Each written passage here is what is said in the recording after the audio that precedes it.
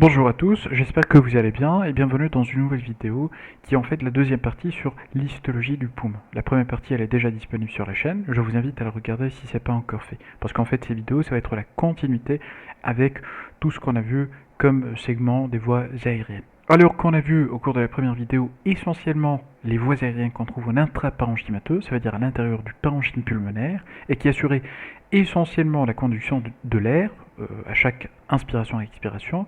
Alors cette fois, on va se concentrer surtout sur les deux segments qui restent, notamment le sac alvéolaire ainsi que les alvéoles, et c'est en fait des structures qui vont assurer l'échange gazeux en lui-même, qui est la principale fonction du poumon. Donc un tout petit rappel, très rapidement. Donc on a utilisé déjà pour l'ancienne vidéo cette même lame virtuelle, donc sur laquelle on a vu comme premier segment les branches cartilagineuses. Donc on a dit qu'on les appelait ainsi parce qu'elles contiennent des nodules cartilagineux, comme ce qu'on trouve ici et là aussi. Donc puis le segment qui faisait suite, c'était les bronchioles, ce qu'on a ici avec une disparition des nodules cartilagineux. On avait vu aussi les bronchioles respiratoires, ou bien aussi les bronchioles de transition, qui sont caractérisées par cet épithélium atténué, donc on n'a plus à voir l'épithélium respiratoire, et on a ce caractère discontinu avec, de temps en temps, l'insertion de structures alvéolaires. Et puis en dernier, on a vu ce qu'on appelle le canal alvéolaire, caractérisé par ces fameux bourrelets d'insertion, ce qu'on voit ici, et c'était un site aussi où on avait de temps en temps des branchements de structures alvéolaires. Et donc pour cette même vidéo, on va voir maintenant le reste, ça veut dire le sac alvéolaire et les alvéoles. Comme j'avais mentionné sur la première vidéo, il s'agit d'un parenchyme pulmonaire dans ce cas qui est collabé. Alors c'est normal pour un tissu qui est tellement riche en fibres élastiques, et ce qui se passe en fait, c'est que une fois on a détaché le parenchyme pulmonaire de la cage thoracique, on aura une rétraction passive et naturelle de ce parenchyme, et il va chasser l'air en dehors, et ce qui va donner tout simplement une rétraction, une réduction des espaces aériens qu'on trouve au niveau du parenchyme pulmonaire. Alors, et ça expliquera que, en comparaison à l'aspect ici, qui est un peu proche de la normale, on aura tendance à voir ces espaces qui paraissent condensés, et ils auront cette teinte un peu éosinophile à cause de la prédominance de l'interstitium pulmonaire, ce qui n'est pas le cas en réalité, et on peut dire que c'est une observation qui est uniquement artefactuelle, parce que c'est dû à la chasse d'air à cause de la rétraction qui est secondaire à l'élasticité du poumon. Alors j'ai expliqué aussi au cours de la première vidéo que c'était possible d'éviter ce problème d'aspect collabé du parenchyme pulmonaire en injectant, en insufflant en fait une substance qui est fixatrice sous pression. Alors ça, on va l'utiliser tout d'abord, puis après je vais vous montrer un parenchyme pulmonaire qui est fixé sous pression. Voilà, donc pour mieux observer les structures qu'on va étudier pour ces vidéos, à savoir le sac alvéolaire et les alvéoles, on va voir surtout ces espaces qui sont bien développés, qui sont bien ouverts. Alors on aura déjà sur un parenchyme pulmonaire normal un aspect qui est majoritairement clair, donc à cause de la prédominance des espaces aériens, et je vous montre tout d'abord la première structure qui est celle-là, qu'on appelle le sac alvéolaire. Alors comme son nom l'indique, c'est en fait un espace, voilà, donc sur lequel on a branché des alvéoles. Alors toutes les structures ici, là, là, là, là, là et là, donc tout ça c'est en fait des alvéoles qui sont branchées au niveau d'un même espace, et sans séparation bien sûr à l'intérieur. Donc entre bien sûr les alvéoles. Alors tout ça, on l'appellera un sac alvéolaire. Donc c'est aussi simple que ça. Et puis les alvéoles, ce qu'on observe ici, ce que je viens de vous montrer, ils sont parfois observés comme ça veut dire chacune est séparée de l'alvéole avoisinante par l'intermédiaire de septa interalvéolaires, ou bien tout simplement qu'on appellera des septa alvéolaires. Voilà. Donc si on agrandit maintenant pour voir ces septa alvéolaires, qu'est-ce qu'elles contiennent? Eh bien on voit une prédominance d'éléments rouges qu'on voit ici, c'est en fait des globules rouges. Alors pourquoi on a une prédominance de globules rouges? Parce que ces septa, elles sont tellement riches en capillaires, et ça se comprend parce que le rôle de l'alvéole en fin de compte, c'est une structure qui va assurer l'échange gazeux. Ça veut dire quoi? Eh bien, un échange de gaz, notamment l'oxygène et le dioxyde de carbone, le CO2, entre le secteur vasculaire, d'où l'intérêt d'avoir des capillaires et une richesse considérable en capillaires au niveau de ces septa, et l'air qui est situé à ce niveau. Donc il y a d'autres éléments bien sûr, donc il y a un épithélium qui va tapisser la face ici au contact de l'air, qui va être représenté par deux types de cellules.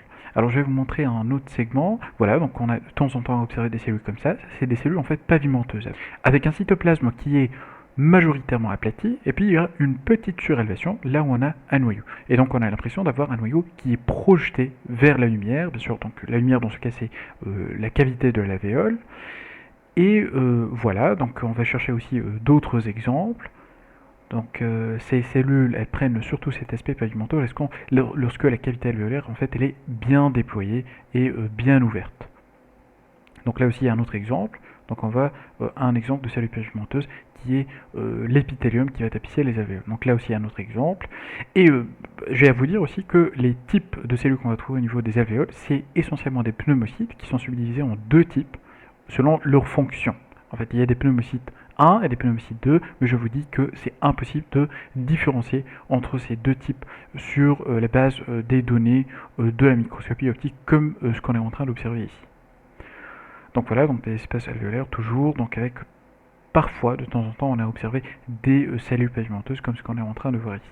Alors, un deuxième type de cellules qu'on pourra observer, c'est des cellules qui ne vont pas assurer cette fonction d'échange gazeux, mais ils ont un rôle plutôt immunitaire, c'est des macrophages alvéolaires. Alors c'est un peu difficile ici de repérer des macrophages, et je préfère vous les montrer sur la lame virtuelle qui suit.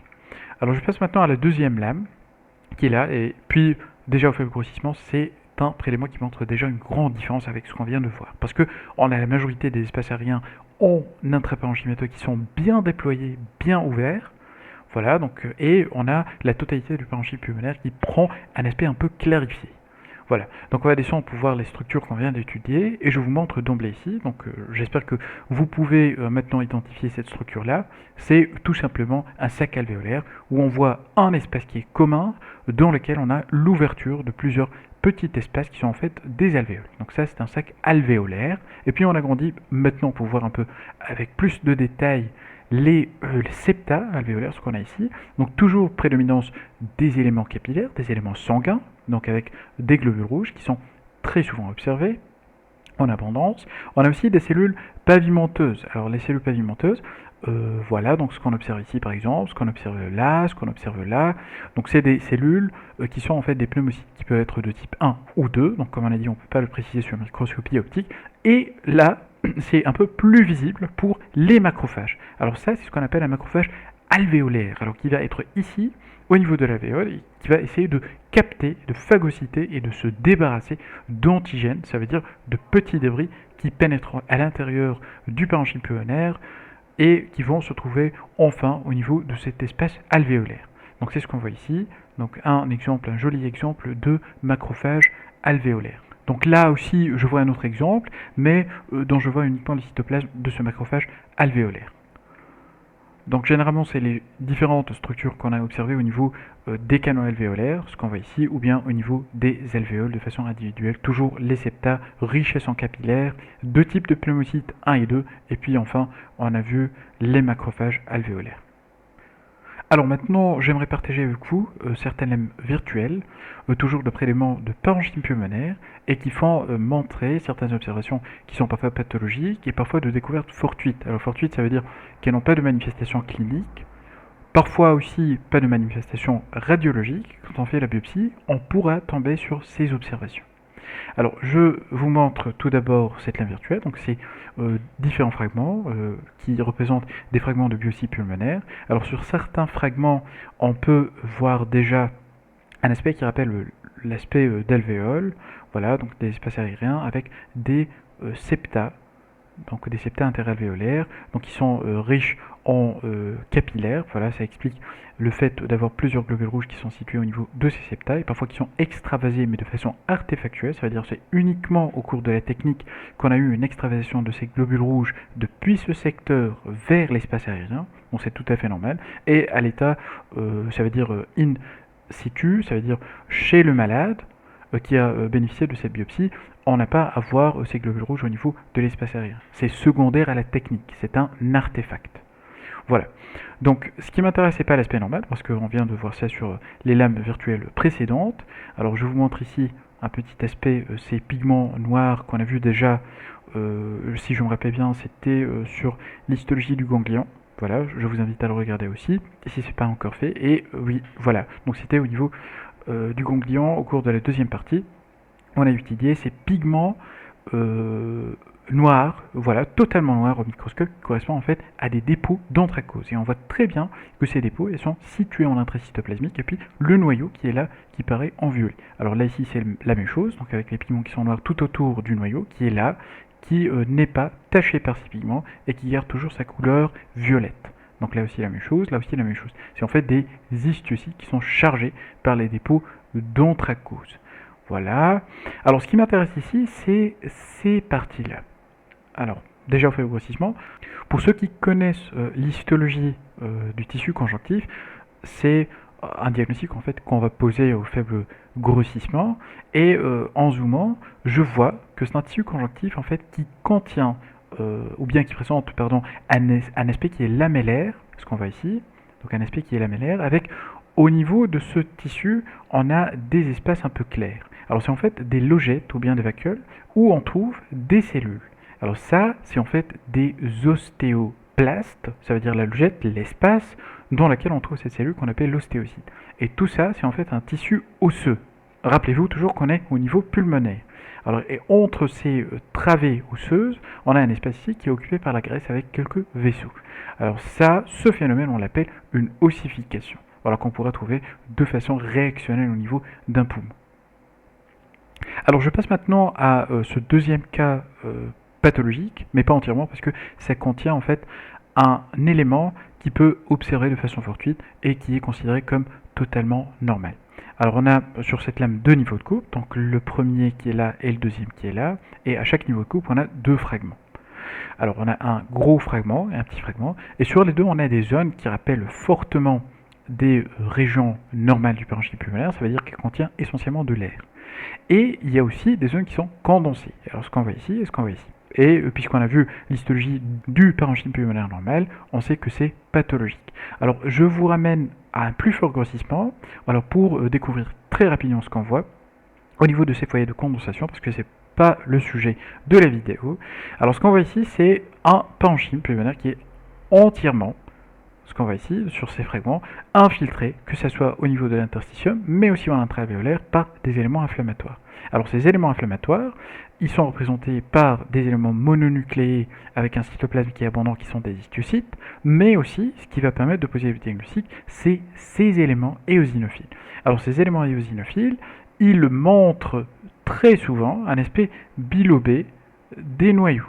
Alors, c'est un peu mal visible sur ce champ. Alors je vais essayer de passer à un autre champ, peut-être sur l'autre fragment, l'autre niveau de coupe, pardon. Alors je vais essayer d'agrandir un peu pour voir les cellules qui sont éosinophiles. Voilà, donc par exemple ces cellules, elles font montrer un noyau qui est bilobé avec un cytoplasme qui est éosinophile. Voilà un autre exemple, voilà un autre exemple, donc plus joli. Voilà un autre exemple d'aspect bilobé du noyau avec un cytoplasme qui est éosinophile. Alors toutes les cellules que je viens de vous montrer, c'est en fait des polynucléaires éosinophiles. Et l'entité dans laquelle rentrent ces observations, on l'appelle la pneumonie à éosinophile. Voilà, donc en fait ça, c'est ce qu'on constate, c'est les zones qui sont pathologiques au niveau de ce parenchyme pulmonaire, mais je vous montre la lame pour vous montrer ces corps à ce niveau. Ils sont en fait très nombreux au niveau de cette lame, donc je vous montre là aussi, avec un aspect un peu caractéristique. Donc on a un corps qui est bien limité et qui comprend des lamelles qui sont organisées de façon concentrique. Et ça rappelle fortement l'aspect d'un tronc d'arbre qui est coupé de façon transversale. Alors je vous montre d'autres aspects, par exemple celui-là, voilà, ça montre un peu de façon discrète cette disposition concentrique des lamelles. Un autre qui est ici, et vous voyez que la coloration elle varie entre l'éosinophile et le basophile, et puis ça peut déclencher aussi contre ces corps une réaction à corps étranger. C'est pour cela qu'on voit ici ce corps qui est entouré par cette cellule géante de type corps étranger. Voilà, donc ces corps, on les appelle les corps amylacés. On les trouve pas uniquement au niveau du poumon, mais aussi au niveau de la prostate. Et leur présence, en fait, ça n'a pas une signification pathologique. Donc on peut les trouver même sur un prélèvement de poumon qui est considéré comme sain. Je passe maintenant pour vous montrer un dernier exemple de parenchyme pulmonaire. Alors ce qu'on voit ici, donc on a des zones qui rappellent un peu l'aspect de parenchyme pulmonaire avec une prédominance, comme on a dit, d'espaces aériens qui paraissent vides. Alors sur ce fragment, on a des ions qui sont un peu éosinophiles, donc il y a quelque chose qui est anormal au niveau de ce poumon. Et ce qui frappe déjà au faible grossissement, c'est le degré de congestion des vaisseaux.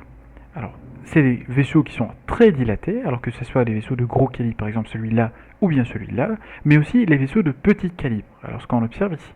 Alors tous, ils sont des vaisseaux qui sont dilatés, voilà, qui sont gorgés de globules rouges. Alors tout ce qu'on observe ici, c'est des globules rouges. Alors c'est normal au niveau d'un vaisseau. Alors là, on peut se demander, alors qu'est-ce que c'est la cause de cette congestion vasculaire? S'agit-il d'une obstruction au niveau de la circulation pulmonaire? Et là, en cherchant, on tombe sur cette partie qu'on a pointée avec un marqueur noir. On va agrandir et on tombe sur cet aspect. Alors on a, comme vous pouvez le distinguer, une paroi vasculaire à ce niveau, donc avec la média qui est faite de muscles lisses. Ce qu'on voit ici, c'est de muscles lisses. Et puis on voit une couche interne ici au contact de la lumière qui est là. Et cette couche, on l'appelle l'intima et elle est faite de cellules endothéliales qui sont des cellules pavimenteuses, dont on voit essentiellement que le noyau qui fait protrusion au niveau de la lumière. C'est ce qu'on voit ici. Et le pathologique, l'anormal, c'est ce que la lumière de ce vaisseau contient. Alors qu'est-ce qu'on voit? Des cellules globuleuses volumineuses qui sont univaculaires, qui contiennent en fait un contenu qui est totalement clair, c'est en fait des adipocytes. Alors tout ce qu'on observe ici, là, tout ça, c'est des adipocytes. Pas ça seulement, mais on observe également entre ces adipocytes des cellules de l'hématopoïèse. C'est des cellules en fait hématopoïétiques. Alors là aussi, il y a un autre exemple. Donc voilà, donc la paroi du vaisseau, donc avec des cellules endothéliales, ce qu'on observe ici. Et tout autour, on a une couche musculaire lisse qui est la média. Et puis à l'intérieur, c'est les mêmes observations. C'est-à-dire, on a toujours des adipocytes et des cellules hématopoïétiques. Alors si on se balade encore juste à côté, on va trouver un autre aspect, toujours le vaisseau, avec la présence d'adipocytes et quelques cellules hématopoïétiques à ce niveau. Alors ça, toujours, bien sûr, en confrontant ça avec les données cliniques, ça c'est arrivé chez un patient qui est admis pour fracture du fémur, voilà, et c'est connu, en fait, la fracture des os lents, ça s'associe à une fuite de la graisse qu'on trouve au niveau de la moelle osseuse, qui va gagner par la suite la circulation sanguine, et donc qui dit circulation sanguine, dit les veines. Les veines, elles vont cheminer où? À travers la veine cave inférieure au niveau du cœur, qui va projeter ce tissu graisseux en fait au niveau de la circulation pulmonaire. Et donc ça, on va l'appeler un cas d'embolie graisseuse, ou bien une embolie de la moelle osseuse au niveau pulmonaire. Donc c'était l'ensemble des lames virtuelles que je voulais partager avec vous, et j'aimerais passer très rapidement maintenant à une petite présentation. Alors on a vu comme structure normale les sacs alvéolaires ainsi que les alvéoles, et comme on a dit, donc au niveau des sacs alvéolaires, ça ne contient pas de paroi qui va séparer entre les alvéoles, donc on a plutôt une seule cavité aérienne où va se brancher plusieurs alvéoles. Voilà, donc on a au niveau des septa essentiellement des pneumocytes qui sont divisés en deux types, le 1 et le 2, mais on a dit que sur microscopie optique, on n'a pas la possibilité de différencier entre les deux. On a cette richesse remarquable en capillaires, ça s'explique vu que le rôle du poumon, c'est essentiellement assurer les échanges gazeux entre le secteur vasculaire, qui est essentiellement représenté par ces capillaires, et le secteur aérien, par l'air, bien sûr, qu'on trouve au niveau des espaces alvéolaires. Et puis, à ne pas oublier la présence de macrophages alvéolaires qui ont ce rôle immunitaire.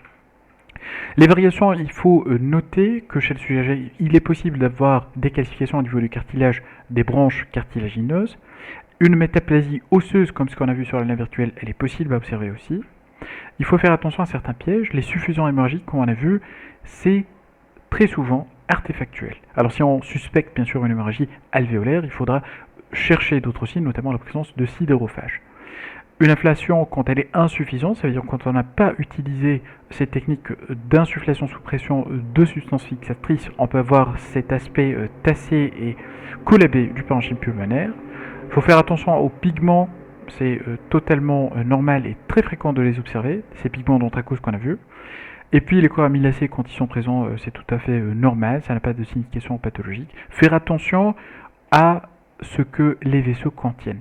Parfois, et sans faire attention, l'aspect d'adipocyte en intraluminal, ça veut dire en intravasculaire, ça peut donner l'impression d'avoir tout simplement une lumière vide, alors que c'est une lumière qui est chargée d'adipocytes dans les cas bien sûr d'embolie de moelle osseuse ou bien ce qu'on appelle aussi l'embolie graisseuse.